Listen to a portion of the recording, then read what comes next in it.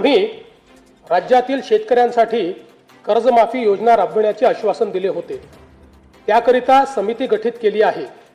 राज्यातील 30 सप्टेंबर 2025 रोजी पीक कर्ज थकीत असणाऱ्या पात्र शेतकऱ्यांना 2 लाख रुपयापर्यंत कर्जमाफी देणारी पुण्यश्लोक अहिल्यादेवी होळकर शेतकरी कर्जमाफी योजना मी आज जाहीर करीत आहे।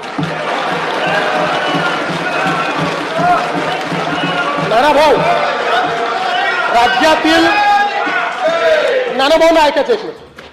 राज्यातील 30 सप्टेंबर 2025 रोजी पीक कर्ज थकीत असणाऱ्या पात्र शेतकऱ्यांना 2 लाख रुपयापर्यंत कर्जमाफी देणारी पुण्यश्लोक अहिल्यादेवी होळकर शेतकरी कर्जमाफी योजना मी आज जाहीर करत आहे। जे शेतकरी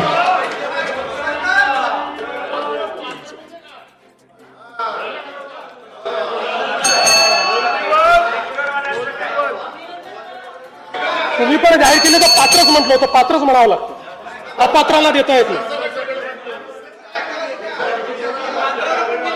ऐका, पुढे अजून संपलं नाहीये। अरे अजून संपलं नाही, थांबा रे बाबा, शांत बसा, शांत बसा। जे शेतकरी कर्ज घेऊन नियमित परतफेड करतात अशा शेतकऱ्यांना प्रोत्साहन देण्याच्या हेतूने नियमित कर्ज परतफेड केलेली असल्यास अशा पात्र शेतकऱ्यांना 50,000 रुपयापर्यंत प्रोत्साहनपर लाभ देण्यात येईल।